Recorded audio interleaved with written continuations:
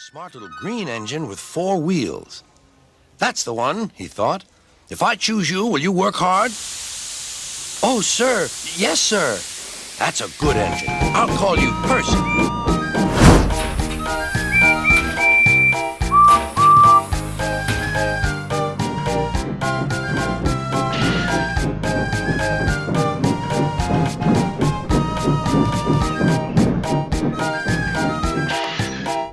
Reginald Dalby and the Reverend W. Awdry didn't get along very well. Awdry would consider Dalby's drawings as toy-like, and this relationship would worsen by the creation of Percy. When Percy the Small Engine was published, Awdry wrote to Dalby criticizing his illustrations, also claiming that Percy resembled a green caterpillar with red stripes. This was too much for Dalby and he promptly resigned. However, the insult was not forgotten. Thomas would call Percy a green caterpillar with red stripes in tramway engines. Thomas would also do this again in Woolly Bear. It's debated as to what year Percy arrived on Sodor, as some media states that Percy was made the station pilot at Tidmouth in 1949, somewhat implying that he arrived on Sodor that year. However, Henry is said to have been rebuilt in 1935, and Percy makes several appearances before Henry's overhaul. This suggests that either Henry was rebuilt later on, or that Percy arrived before 1935. It's unfortunately never confirmed, but most people believe the latter. It just makes more sense that way. Awdry would have 2 models of Percy for his layout, one being Percy Mark I and the other being Spare Percy, as the Mark I model could be temperamental at times. The Mark I was a kit bash from a Larco Dockland saddle tank body kit, and Spare Percy from a Trying Nelly model. Percy's Gauge 1 model is pretty much the same story as the other ones. As you could have guessed, he was a custom build with a Perspex body shell, and just like the others would use a Markland locomotive as a donor for the chassis. He was painted with automotive paint and lined with red automotive pinstripe tape, and again, just like the others, his numbers were custom cut vinyl stickers. Percy's chassis would be a donor from the Markland BR80, while his front buffer beam would be sourced from a BR55. His rear buffer beam, however, would come from a BR78, all being originally Markland parts. Just like the others, he would at first be AC powered, but during a refurbishment period, his AC motor was switched to a DC motor, as this would allow easier running as well as maintenance. Sometime during the second season, Percy's model would fall off of the filming set, which resulted in not only damage to his left cylinder, but his center lamp iron as well. Unfortunately, this wouldn't be fixed until season 3 and can be seen wobbling up and down in certain episodes. During the production of Thomas and the Magic Railroad, a second and new model of Percy would be built. Not only was the original Markland chassis very worn, but at that time the original model had been repaired and repainted so many times that the crew was afraid some of these imperfections would show on the big screen. The new model will be made out of brass and painted in a matte finish, and just like the others will be equipped with a CNC aluminum chassis.